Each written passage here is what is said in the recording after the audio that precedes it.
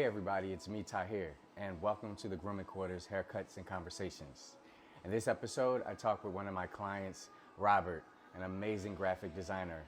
We talk about the stresses of mental health and how we handle those stresses and what we do to handle our mental health. I hope you enjoy the episode, and if you do, please leave a comment below. I love reading your comments, and I look forward to hearing from you. Enjoy. Question. What's your thoughts on black men and mental health? Well, I think black men are taught from a very young age to suppress a lot of feelings and a lot of emotions, and it obviously builds up over time. Not to mention, we go through a lot of traumatic events in our lives. Even if we aren't going through it, we're seeing it with other black men, or we're seeing it on the news, or we're seeing it in our families and in our friendships. So we have all this trauma built up, and we really don't have any way to release it because we're taught to suppress it.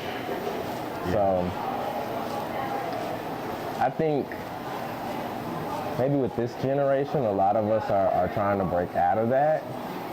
You said us. Are you millennial or Generation Millennial. X? Okay, you're a millennial. Generational X, when does that start? Do you know? I don't know, but I do know that I'm a part of it. I was born in 1979. So I think... Well, what's the one after millennial? Gen Z? Gen Z. Yes. I don't know when that Those are like either. the 20s and teens. Yeah, no. I think with millennials, we're breaking out of that.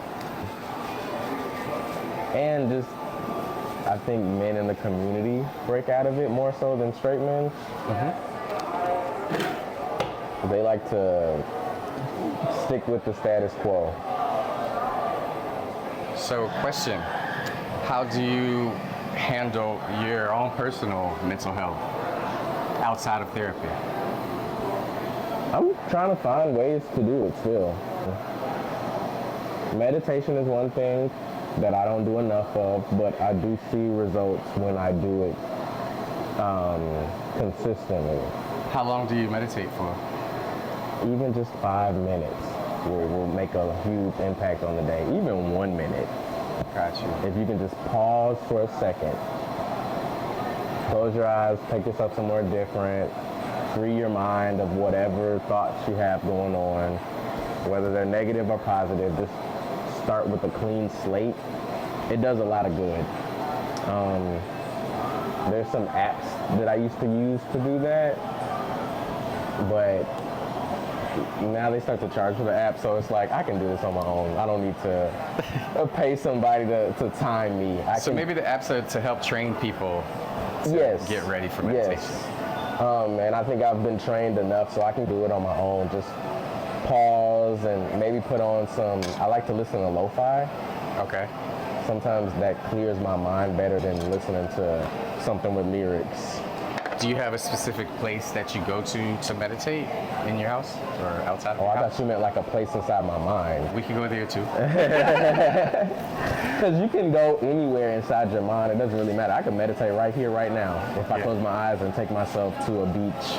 But that takes practice, right? It truly does take practice. And I'm still getting better at it, but you really don't have to be anywhere specific. Now, I do like to have something soft to sit on and some back support. And I don't like to do it in bed. Even though you're not in bed, but can you meditate laying down? You can, but I can't. If I try to meditate laying down, I'm going to sleep. So I try to do it maybe before my shower, or if I have tea in the morning, do it while I'm drinking my tea. Gotcha. Okay. But obviously, life is lifing, so I barely even have moments to drink tea. And I'm feeling the effects of it. Gotcha. Which are? Stress.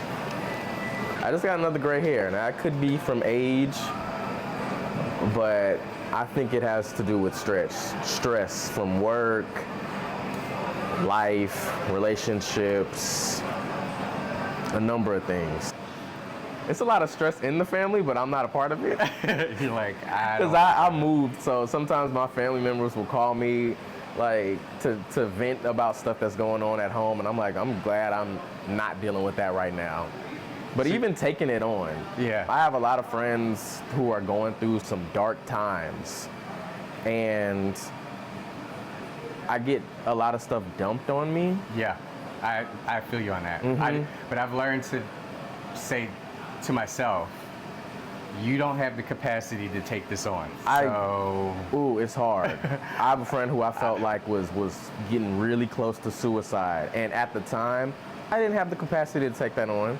Right. And it's like now, if I don't take it on, and he does something, I'm gonna feel terrible for the rest of my life. Yeah, I think Even though I'm going through the same thing. Yeah. I just hide it a little better. I feel like we're also taught as black men, black people, to not respect our own boundaries, you know?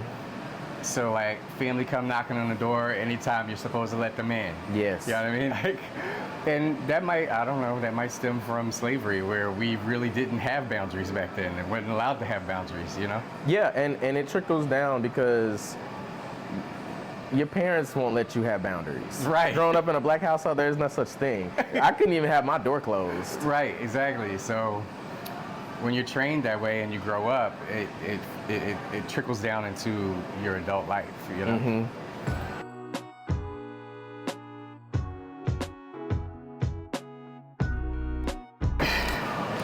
So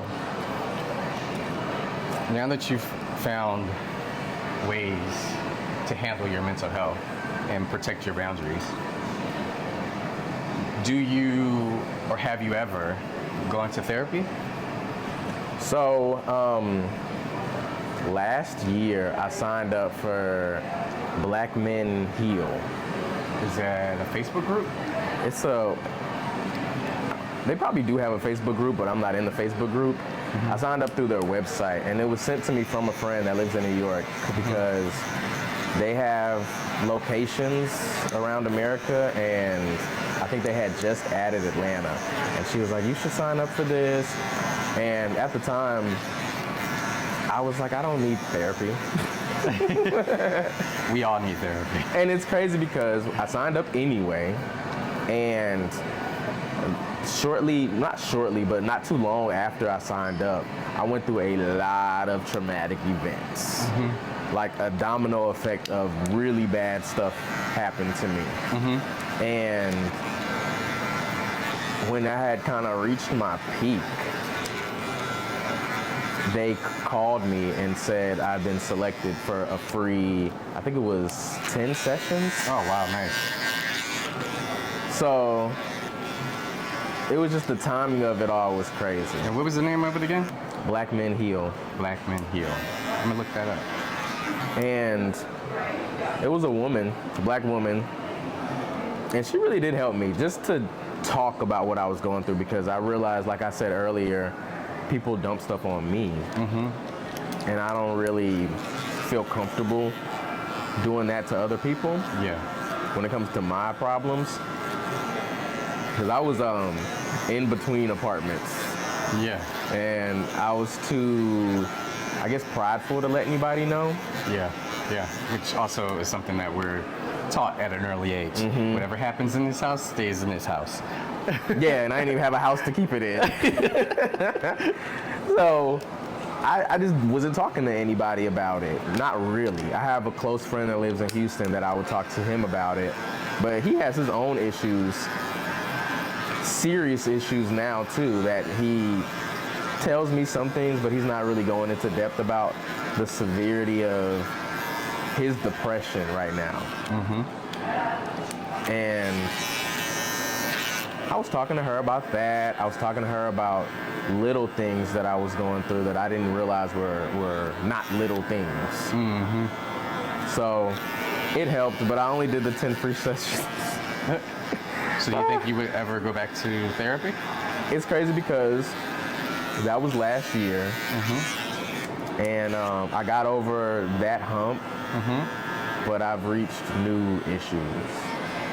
I think that therapy should be a regular thing, like going to the gym or Yes. like going to the dentist or going to get your checkups. But I go every other week. And if you need a therapist that's local, I got one for you. I'll give you his name. Please do. Andre Lloyd. I'll put his information. That's 2 first names, so I can remember that. Yeah, Andre Lloyd. Zen Cognitive, I believe he goes by on social media. I'll send it to you. Yeah, because I think my issues at the time were financial. And now I don't have financial issues, but I have stress from work. Yeah. So if it ain't one thing, it's another. Well, welcome to adulthood. Yeah. Adulting sucks. Yeah, if it isn't one thing, it's another. And so I agree. It should be a part of everybody's routine. Even when you're up, I just feel like it's just good to unload on somebody else. It's like, because you can only carry but so much. You know what I'm saying? Right. We're only human. Right. You know? So where can people find you on social media? So my Instagram is RJC7123. Okay. And my Twitter is still 713. My graphic design page on Instagram is Creative Chavis, and my website is also creativechavis.com. So that's CreativeChevis. Nice. And you can find me personally at The Tahir Woods on all social media formats. You can follow the shop, all of the content that comes out of it at the Grooming Quarters ATL. And thank you for watching, and I'll see you on the next episode.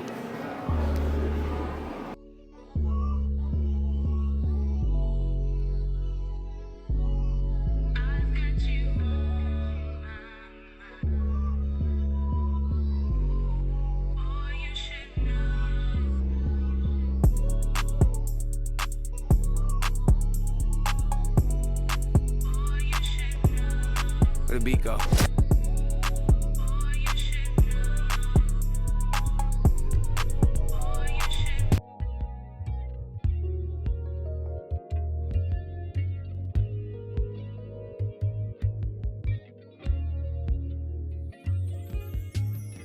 Luxury is attention to detail, originality, exclusivity, and above all, quality.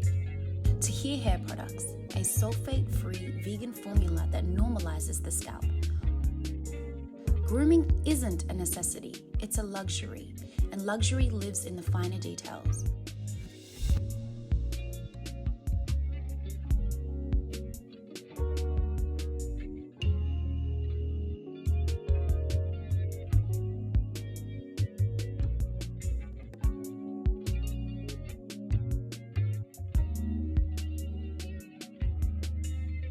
Go to www.tahirwoods.com for store locations and shipping information.